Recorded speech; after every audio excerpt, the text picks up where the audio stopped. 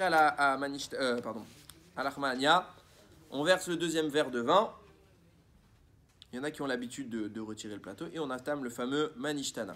Donc, normalement, c'est le petit garçon ou la petite fille, le petit qui lit. On lit Manishtana. Donc, je lis le texte. Manishtana laila ze bechol mikol alelot. En quoi cette nuit elle est différente? Chez bechol alelot anu ochrim chametz umatzah valaila ze kulo matzah. Toutes les autres nuits, c'est du chametz et de la matzah. Et là, c'est que de la matzah. Chez bechol alelot anu ochrim shari yarakot. Toutes les autres nuits, on mange ce qu'on veut comme légumes.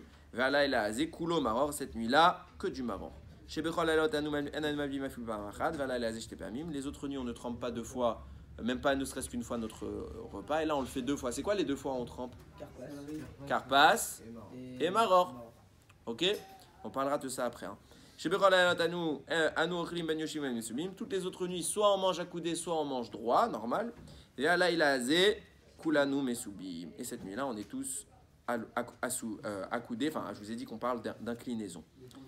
Ok. Alors, on va faire 2-3 petites questions, mais pas. Juste, je vous donne des chidushim pour que vous puissiez les dire à la table de Pessah.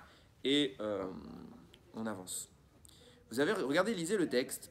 Dans la première phrase, à chaque fois qu'on a une comparaison entre deux idées, par exemple, première fois, on mange soit du chametz, soit de la matzah.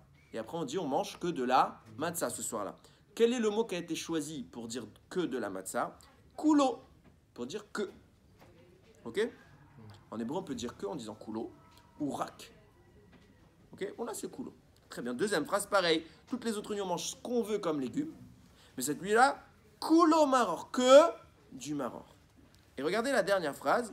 Là aussi, c'est le même système. On compare deux idées. Les autres nuits, soit on mange assis, soit on mange assoupi. Enfin, incliné. Donc, on devrait conclure comment? Ve'ala ilaze, kulo, mesubim. Cette nuit-là, on mange que incliné. Et quand il y a écrit quoi? On mange kulanu, tous inclinés. Pourquoi il y a un changement?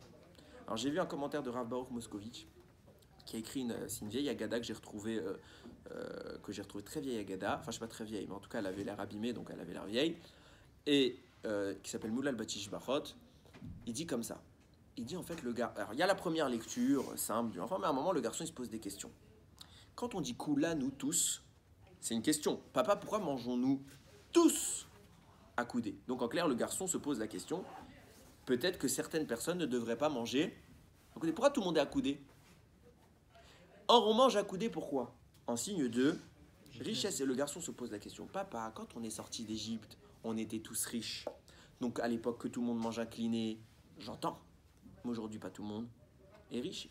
Et pourtant, on voit que quoi? Même le pauvre qui n'a pas de quoi se payer les matzot, il doit manger incliné en signe de richesse. Mais papa, il n'est pas riche. Nous, on a de quoi manger, qu'on mange incliné, j'entends. Mais lui qui est pauvre, pourquoi il mange incliné? C'est pour ça qu'il ne dit pas kulo. Il dit kulanu. Tous, on est tous inclinés. Kulanu, mais soumis, papa. Pourquoi tout le monde? Que ceux qui ont de l'argent sont inclinés. Oui, mais ceux qui n'ont pas d'argent, ils ne devraient pas être inclinés. Et papa, il va répondre une super réponse. Dans le passage d'après, dans Avadim, là-bas, il y a deux langages qui sont employés pour parler de notre esclavage. Il y a Avadim, on était des esclaves, et Meshu Abadim, assujettis. C'est quoi la différence? Pourquoi le papa il lui donne une fois Avadim, une fois esclave, et une fois assujetti? Réponse. On était esclaves, tout le monde, sur le plan matériel. Tout le monde était esclave. Et quand on est sorti sur le plan matériel, on est tous sortis riches. Mais c'est pas trop ça qui nous intéresse dans notre libération. C'est pas parce qu'on se prenait des coups de fouet, qu'on avait des chats. C'est pas ce qui nous intéresse le plus. Ce qui nous intéresse le plus, c'est qu'on était assujettis. Assujettis, ça veut dire que notre volonté était contrôlée par celle des goïms, de Paro. Il nous a imposé sa philosophie. Il nous a imposé son culte. Il nous a donc indisposés à Akadosh Baruch. Il nous a éloignés de lui. Quand on est sorti, Hachem nous a libérés sur le corps. On n'était plus des esclaves physiques, mais surtout on n'était plus des esclaves spirituels. On est devenus ses serviteurs. Et quand on est sorti, tout le Ham Israël a reçu les 613 mitzvot. On est tous sortis riches en Torah. Mon fils, on n'est pas accoudé parce qu'on a de l'argent.